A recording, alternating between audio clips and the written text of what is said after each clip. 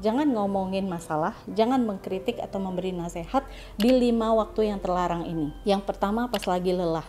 Jadi kalau pulang ke rumah habis kerja atau habis ngapa-ngapain, ya udah ngomong tuh yang enteng-enteng aja, jangan berikan kabar buruk, justru obrolin kabar-kabar baik. Yang kedua, jangan pas lagi lapar.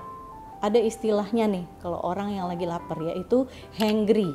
Hangry itu adalah kolaborasi antara kata hungry dengan angry. Jadi kalau kita lapar, cenderung kita itu senggol bacok, gampang emosional gitu ya.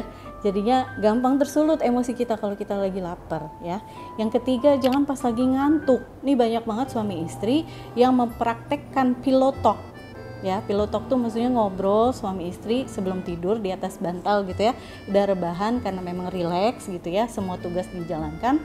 Tapi ketika rileks itu nggak terasa masalah-masalah justru yang kita absenkan menjelang kita tidur itu. Jadinya nggak akan nyaman tidur kita karena jadi kepikiran, efeknya akan banyak. Pertama bisa jadi malah mimpi buruk. Kedua malah nggak bisa tidur gitu ya. Jadi lebih baik ngomongin yang enteng-enteng aja deh kalau kita lagi sudah menjelang tidur gitu ya. Yang keempat adalah jangan ngomongin masalah, mengkritik itu ketika fokus kita itu lagi terdistraksi. Misalnya kita sambil megang HP, terus tiba-tiba aja kita celoteh mengeluarkan atau berkeluh kesah tentang sesuatu. Kalau memang rumah tangga kita memang sedang tidak baik-baik saja gitu ya, jangan lakukan itu.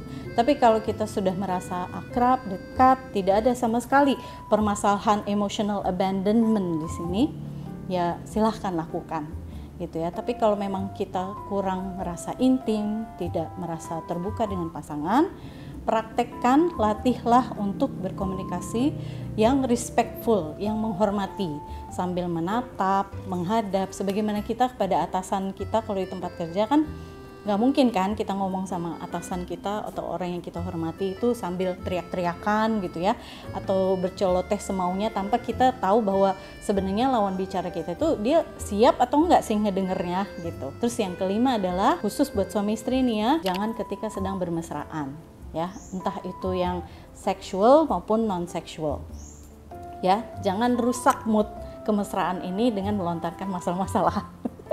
Ada waktunya ya, di saat kita lagi sedang bermesraan ya udah gitu, nikmati momen itu, jangan malah menghadirkan hal-hal yang perlu difikirkan. Orang lagi bermesraan itu dia berarti tangki hatinya lagi diisi, sedangkan kalau ngomongin masalah itu harus dalam kondisi otaknya yang full battery gitu, dan ini akan malah menimbulkan konflik gitu ya. Jadi hindari 5 waktu ini.